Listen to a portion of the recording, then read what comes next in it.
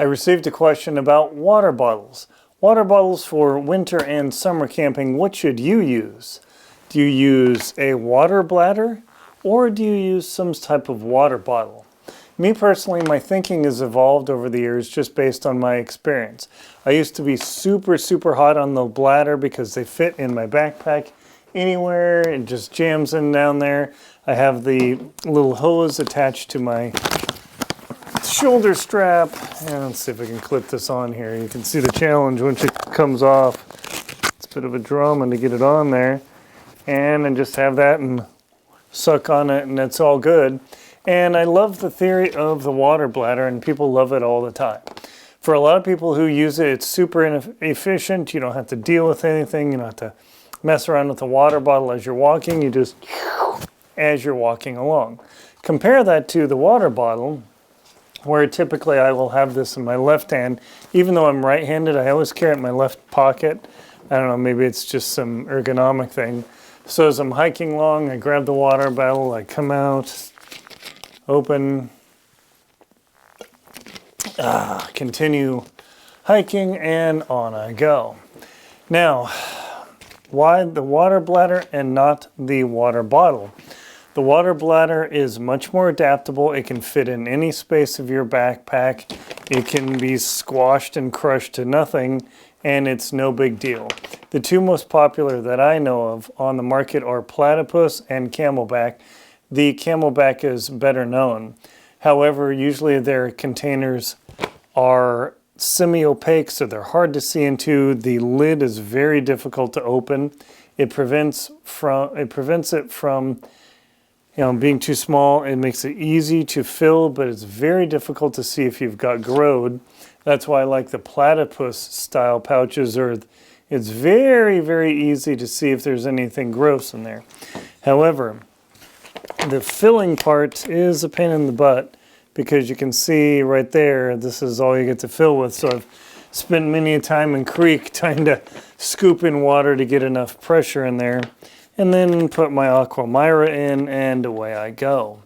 However, I've found over the years, as I've been backpacking, that invariably when I take my backpack off, unclip this, set my backpack down, the water bladder hose pops off and ends up in the dirt. Now, that's just a handling issue. It's me, and I try to be conscious. Okay, make sure to put my pack down, be careful about it, and no matter what, I've got to eat dirt constantly. Some people have great success with that, others don't. I got tired of eating dirt.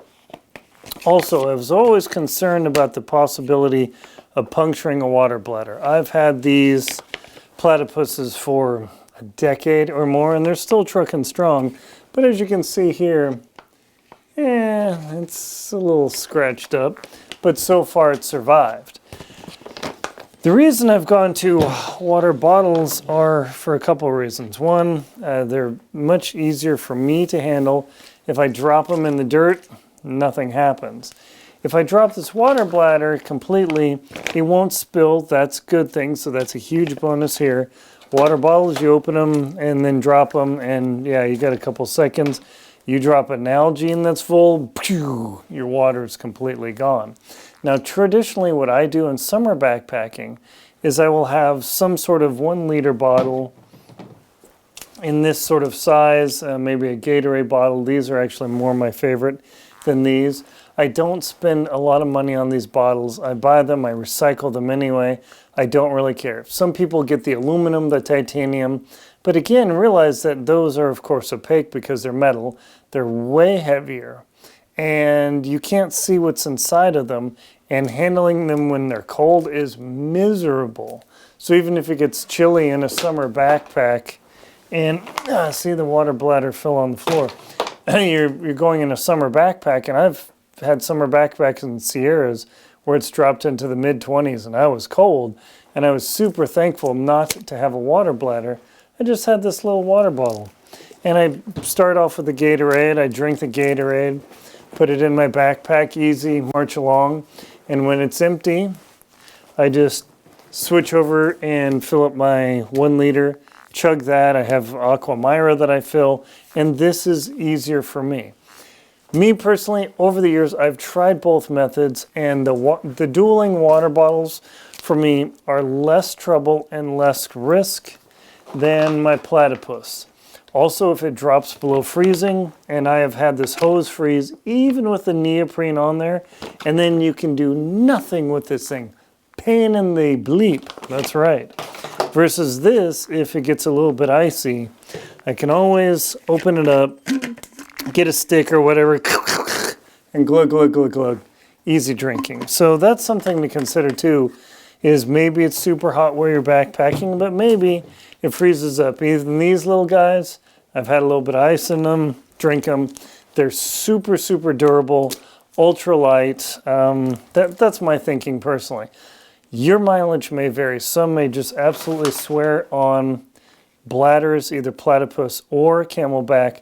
But for the struggles I've seen, the risk that you have to take, and the fiddle factor of one versus the other, and then the camelback's got that big old thing, and you got to hold it. And, it's just like, ugh. Nalgene, I fill it up. These little guys, I fill it up. This, I fill it up, and no problem. That's me personally. Please leave a question below that I might be able to answer it for you and everybody in the audience. Thank you very much for watching.